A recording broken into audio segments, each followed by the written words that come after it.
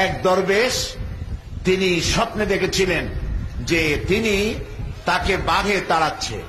বাঘের তাড়া খাইয়া তিনি গিয়ে উঠলেন এক গাছে।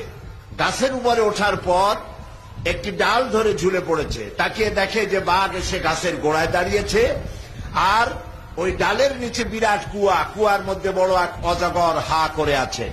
হঠাৎ করে টের পেল যে ডালের গোড়া কিসে যেন কাটতেছে। তাকায় দেখে একটা সাদা ইঁদুর আর একটা কালা ইঁদুর ডালটা কেটে দিচ্ছে। এই স্বপ্ন দেখে তার ঘুম ভেঙে গেল।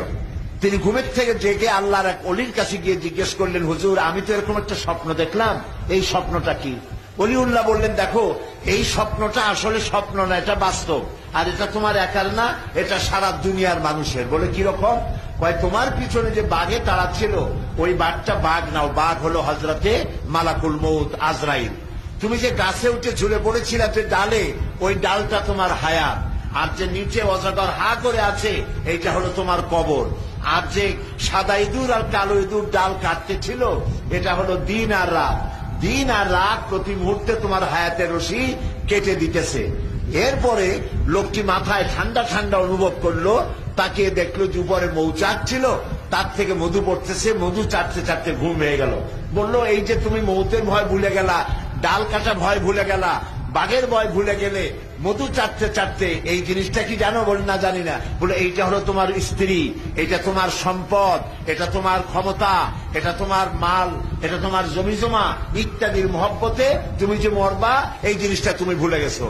এই যে স্বপ্নটা সে লোক দেখলো, সেই লোকের স্বপ্ন আমাদের জীবন এক কিনা বলেন? একই। আমাদের পেছনে আজরাইল ঘুরতেছে আর আমরা মালের পিছনে দৌড়াচ্ছি। আমরা আমাদের হায়াত প্রতি মুহূর্তে কাটতেছে আর আমরা প্রতি মুহূর্তে এগিয়ে যাচ্ছি মৃত্যুর দিকে, আমরা টের পাচ্ছি না। এই জন্য আল্লাহ রাব্বুল আলামিন বলেন, ওয়াল আসরি ইন্নাল ইনসানা লাফি খুসর। আল্লাহ তাআলা বলেন মানুষের জীবন ক্ষতিগ্রস্ত, মানুষের জীবন বিফল। 4টি কাজ করলে জীবন হবে সফল। সুবহানাল্লাহ বলেন। কয়টা কাজ করতে হবে? 4টি কাজ। এই 4টি কাজ আপনারা পকেটে করে নিয়ে যাবেন মাহফিল থেকে। আল্লাহ যেন তৌফিক দেয়, জোরে কোন আমিন। আজকে রোদ্রে একটু কষ্ট হলে কি হবে? অনেক কিছু হবে, ক্ষতি হবে। একটু ক্ষুধায় কষ্ট করলে ক্ষতি হবে। আল্লাহ তাআলা এই কথাগুলি শোনার আর বোঝার আমাদেরকে যেন তৌফিক দেন, আমরা বলি আমিন। 4টি কাজ। 1 নম্বরের কাজ হলো আল্লাহর প্রতি ঈমান, ঈমান আনতে হবে। 2 নম্বরে নেক কাজ করতে হবে। 3 নম্বরে হকের দাওয়াত দিতে হবে। 4 নম্বরে সবর করতে হবে। এই 4টে কথা আমি আপনাদেরকে বলবো। 1 নম্বর হচ্ছে ঈমান। বলেন 1 নম্বর কি? আমরা সবাই ঈমান আনছি কিনা? ঈমান এনেছি। ঈমানের ভিত্তি কি? লা ইলাহা ইল্লাল্লাহু মুহাম্মাদুর রাসূলুল্লাহ। সবাই পড়েন লা ইলাহা ইল্লাল্লাহু মুহাম্মাদুর রাসূলুল্লাহ। এটি হলো ঈমানের ভিত্তি। আল্লাহ ছাড়া কোনো ইলাহ নাই। হায়াত ও মওতের মালিক নাই।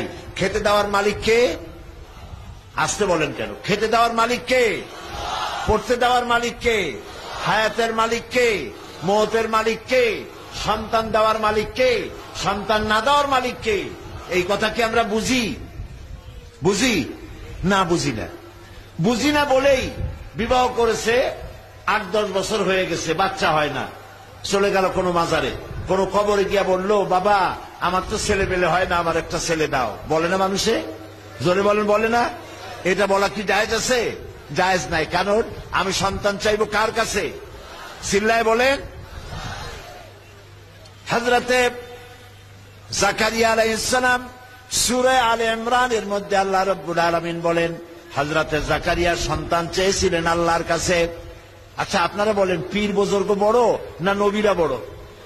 বলেন সবাই। নবীরা বড়। তো নবীরা সন্তান চাইছে কার কাছে? আমরা চাবো কার কাছে? আল্লাহর কাছে। মানুষেরা তো বোঝে না। সেই জন্য আমি দেখেছি এই যে বাইজিদ বোস্তামী রহমতুল্লাহ আলাইহির এক কবর আছে চট্টগ্রামে, সেইখানে গিয়ে দেখলাম মানুষেরা, মুসলমানেরা, দাড়িওয়ালা টুপিওয়ালা মুসলমান গিয়া কসমের কদমবুসি করে। ওই যে পুকুর আছে, পুকুরের মধ্যে আছে বড় বড় কসম, কসমগুলোর কদমবুসি করতেছে মুসলমানে। বলেন নাউজুবিল্লাহ। তারপর একটা গাছ দেখলাম, গাছে অনেকগুলো দূরের থেকে মনে করলাম ফল, কাছে গিয়ে দেখি ফল না, ইট আর পাথর ঝুলাই রাখছে। আমি জিজ্ঞেস করলাম যে ইট পাথর ঝুলানো কেন? তো লোকেরা বললো এটা করছে মেয়ে লোকেরা, যাদের বাচ্চা হয় না, ইট আর পাথর ঝুলাই রাখছে। বললো তাতে লাভ কি? তো বললো যে তাদের ধারণা ইট পাথর ঝুলাই থুয়ে গেলাম, এটা যেরকম ভার ওই রকম পেটের মধ্যে ভার হইতে হইতে একদিন বাচ্চা হয়ে যাবে। চিন্তা করছেন এই কাজ কি মুসলমানের করা উচিত? বলেন আপনারা করা উচিত? আল্লাহ যে আমাদেরকে, আল্লাহ আজকে যে মুসলমান দুনিয়ায় মার খাচ্ছে, দুনিয়ার মধ্যে সব থেকে বেশি মার খায় কারা? কন্ত দেখি, জোরে বলেন না ভাই। মুসলমান মার খায়। বুশ মারে কাদেরকে? আজকে বুশ কাদেরকে মারতেছে? শ্যারন মারতেছে কাদেরকে? ইহুদিরা মারতেছে কাদেরকে? মুসলমানদেরকে। আমাদেরকে ইহুদিরা মারে, খ্রিস্টানা মারে, মুশরিকে মারে, কাফেরে মারে, সবাই মায়ের আমরা খাইতেছি।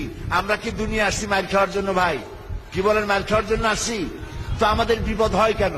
বিপদ হয় এই জন্য যেহেতু আমরা মালিক চিনি নাই, আল্লাহরে চিনতে পারি নাই। আল্লাহরে শুধু বলি আল্লাহ একজন আছে, কিন্তু তার শক্তি সহকারে তাকে বিশ্বাস আমরা পরিপূর্ণভাবে